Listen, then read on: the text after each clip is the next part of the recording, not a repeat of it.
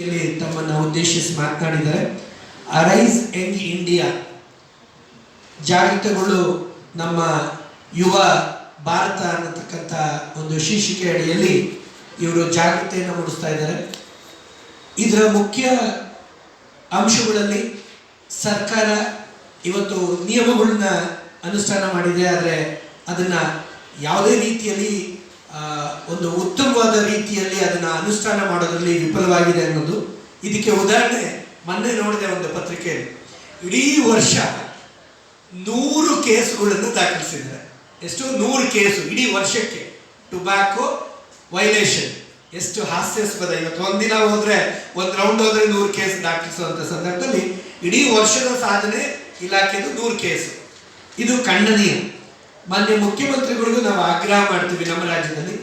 ಜೊತೆಗೆ ಅವರ ಬೇಡಿಕೆಯಲ್ಲಿ ವೈಭವೀಕರಣ ಏನಿದೆ, ಚಲನಚಿತ್ರ ನಟರು ಯಾವ ರಾಜಾರೋಷವಾಗಿ ಅದನ್ನು ವೈಭವೀಕರಿಸ್ತಾ ಇದ್ದಾರೆ, ಅದನ್ನು ಖಂಡಿಸ್ತಾ ಇದ್ದೇವೆ. ಅದರ ಬಗ್ಗೆ ಜಾಗೃತಿಯನ್ನು ಮೂಡಿಸಬೇಕು ಅನ್ನೋದು.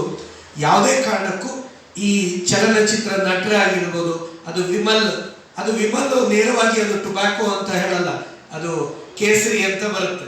ಆದರೆ ಅದರ ಸತ್ಯ ಮಾರುಕಟ್ಟೆಯಲ್ಲಿ ಸಿಗೋದು ಅದು ಟೊಬ್ಯಾಕೋಗೆ ಸಂಬಂಧಪಟ್ಟಿರ್ತಕ್ಕಂಥ ಅಂಶ, ನಿಷೇಧಿತ ಅಂಶ. ಅದೇ ರೀತಿಯಲ್ಲಿ ಪ್ರತಿಯೊಂದು ಚಲನಚಿತ್ರ ನಟರು ಚಿಕ್ಕದಾಗಿ ಹಾಕ್ಬಿಡ್ತಾರೆ, ಅಲ್ಲಿ ಚಿಕ್ಕದಾಗಿ ಇದು ಹಾನಿಕರ ಅಂತ. ಆದರೆ ತಂಬಾಕು ಬಗ್ಗೆ ಏನು ಹಾನಿಕರದ ಕಾನೂನಾತ್ಮಕವಾಗಿ ಹಾಕ್ಬಿಟ್ಟು ಇನ್ನೆಲ್ಲ ವೈಭವೀಕರಣ ಮಾಡ್ತಾರೆ. ಇದು ಒಪ್ಪುವಂಥದ್ದಲ್ಲ. 5,500 ಮಕ್ಕಳು ಒಂದು ದಿನಕ್ಕೆ ಇದಕ್ಕೆ ಕಾಲು ನೀಡ್ತಾ ಇದ್ದಾರೆ. ಅಂದರೆ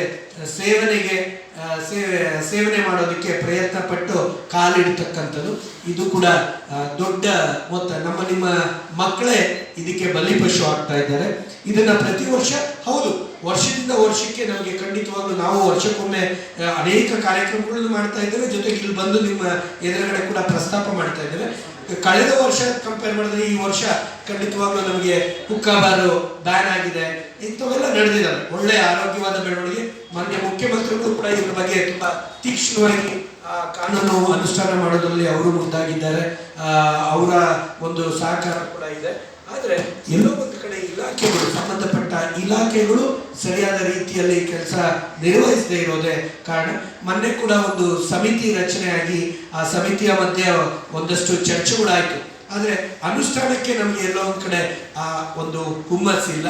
ಈ ರೀತಿಯಲ್ಲಿ ಈ ವಿದ್ಯಾರ್ಥಿಗಳು ಇವತ್ತು ಒಂದು ಕ್ಯಾಂಪೇನ್ ಮಾಡೋದ್ರ ಮುಖಾಂತರ ಇಡೀ ನಮ್ಮ ಏನು 940 ಮಿಲಿಯನ್ ಮೇಲ್ಸ್ ಇದ್ದಾರೆ, ಅಂದರೆ ಗಂಡಸರು ಈ ಒಂದು ವ್ಯವಸ್ಥೆಯಲ್ಲಿ 193 ಮಿಲಿಯನ್ ಹೆಣ್ಣು ಮಕ್ಕಳು ಸ್ಮೋಕಿಂಗ್ಗೆ ಗ್ಲೋಬಲ್ ಆಗಿ ನಾವು ಲೆಕ್ಕಾಚಾರ ಇಲ್ಲದೆ ಇದ್ದು ಎಷ್ಟು ಇರಬಹುದು ಅನ್ನತಕ್ಕಂಥದ್ದು ಪ್ರಶ್ನೆ. ಇದರಲ್ಲಿ ಸರಿ ತಪ್ಪು ಅನ್ನೋದಕ್ಕಿಂತ ವೈಭವೀಕರಿಸಿ ಈ ಯುವ ಪೀಳಿಗೆಯನ್ನ ಟಾರ್ಗೆಟ್ ಮಾಡ್ತಾ ಇದೆ ಈ ಇಲಾಖೆ. ಅಂದ್ರೆ ತಂಬಾಕು ದೊಡ್ಡ ಬಿಸ್ನೆಸ್ ಏನಿದೆ, ಯುವ ಪೀಳಿಗೆಯನ್ನ, ನನಗೆ ಗೊತ್ತಿದೆ 5ನೇ ಕ್ಲಾಸ್ ಹುಡುಗ ಅವನು ತಂಬಾಕನ್ನ ಸೇಲ್ ಮಾಡೋದಕ್ಕೆ ಉಪಯೋಗಿಸ್ಕೊಂಡಿದ್ದಾನೆ. ಇದೇ ಬೆಂಗಳೂರಲ್ಲಿ ಇರ್ತಕ್ಕಂಥ ಶಾಲೆಗಳಲ್ಲಿ ಯಾವ್ಯಾವ ರೀತಿಯಲ್ಲಿ ಮಕ್ಕಳನ್ನ ಬಲಿಪಶು ಮಾಡ್ತಾ ಇದ್ದೇವೆ, ಅವರಿಗೆ ಯಾವ ರೀತಿಯಲ್ಲಿ ಒಂದ್ ಕಡೆ ಸೇವನೆ ಮಾಡೋದಕ್ಕೆ ಉತ್ತೇಜನ ಕೊಟ್ಟು ತದನಂತರ ಅವರಿಂದಲೇ ಸೇಲ್ಸ್ ಮಾಡ್ತಕ್ಕಂಥ ನರ ನಡೀತಾ ಇದೆ.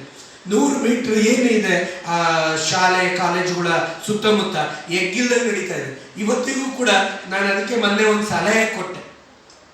ಮೊನ್ನೆ ಆಯುಕ್ತರು, ಆರೋಗ್ಯ ಇಲಾಖೆ ಎಲ್ಲರೂ ಇದ್ರು, ಒಂದು ಸಲಹೆ ಕೊಟ್ಟೆ. ಎಲ್ಲಿವರೆಗೂ ನೀವು ಇಂಡಿಪೆಂಡೆಂಟ್ ಆಗಿ ಮಾಡ್ತೀರಾ ಏನೂ ಪ್ರಯೋಜನ ಆಗಲ್ಲ. ಎಲ್ಲಿವರೆಗೂ ಒಂದು ಕಮಿಟಿಯಾಗಿ ಒಂದು ಟಾಸ್ಕ್ ಫೋರ್ಸ್ ರಚನೆ ಮಾಡಿಕೊಂಡು ಸಾಮಾಜಿಕವಾಗಿ ಇರ್ತಕ್ಕಂಥ ಸ್ಥಳೀಯ ಶಿಕ್ಷಣ ಸಂಸ್ಥೆ, BBMP, ಹೆಲ್ತ್, ಜೊತೆಗೆ ಟೊಬ್ಯಾಕೋ ನಿಯಂತ್ರಣ ಮಂಡಳಿ, ಜೊತೆಗೆ ಸರ್ಕಾರದ ಇಲಾಖೆ ಎಲ್ಲರೂ ಸೇರಿ 5-6 ಜನ ಸೇರಿದ್ರೆ ಅವಾಗ ಎಲ್ಲೋ ಒಂದು ಕಡೆ ನಿಯಂತ್ರಣ ಮತ್ತೆ ಅಕೌಂಟಬಿಲಿಟಿ ಆಗ್ತಾರೆ. ಒಬ್ರಿಗೊಬ್ರು ಯಾರು ಸುಳ್ಳು ಹೇಳಕ್ಕಾಗಲ್ಲ. ಇಲ್ಲೇನಾಗುತ್ತೆ, ಒಂದೊಂದು ಇಲಾಖೆ ಹೋಗ್ತಾರೆ, ಅವ್ರ ಪಾಡಿಗೆ ಅವ್ರು ಏನೋ ಒಂದು ಮಾಡ್ತಾರೆ, ಮೇಲಧಿಕಾರಿಗಳು ಮಾತ್ರ ವರದಿ ಕೊಡ್ತಾರೆ. ಆ ವರದಿ ಎಲ್ಲವೂ ಫೇಕ್ ಇದೆ. Those are only at cosmetic level. They are only accountable for higher ups, but not for the task force. Task force ಅಲ್ಲಿ ಎಲ್ಲ ಆಯಾಮಗಳಲ್ಲೂ ಇದ್ರೆ ಖಂಡಿತವಾಗ್ಲೂ ನಿಯಂತ್ರಣ ಮಾಡಬಹುದು.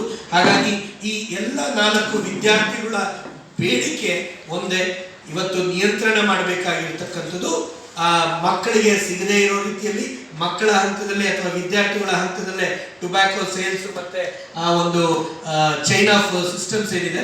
ಎರಡನೇ ಅಂಶ ತುಂಬಾ ಪ್ರಮುಖವಾಗಿ ಬೇಡಿಕೆ ಇಟ್ಟರು. ಇದನ್ನ ನಾವು ಮೊದಲಿಂದ ಬೇಡಿಕೆ ಮಾಡ್ತಾ ಇದ್ದೇವೆ. ನಿಯಂತ್ರಣ, ಲೈಸೆನ್ಸಿಂಗ್ ಆಗಬೇಕು. ಏನು ಲಿಕ್ಕರಿಗೆ ಲೈಸೆನ್ಸಿಂಗ್ ಇದೆ, ಟೊಬ್ಯಾಕೋ ಅಷ್ಟೇ ಹಾನಿಕರ ಆದ್ರೂ ಕೂಡ ಅದಕ್ಕೆ ಲೈಸೆನ್ಸಿಂಗ್ ಇಲ್ಲ. ಮತ್ತೆ ಲೂಸ್ ಸೇಲ್ ಮಾಡೋಂಗಿಲ್ಲ ಅಂತ ಇದ್ರೂ ಕೂಡ ಲೂಸ್ ಸೇಲ್ ಆಗ್ತಾ ಇದೆ. ವಯಸ್ಸಿಗೆ ಅನುಗುಣವಾಗಿ ಸೇಲ್ಸ್ ಆಗಬೇಕು.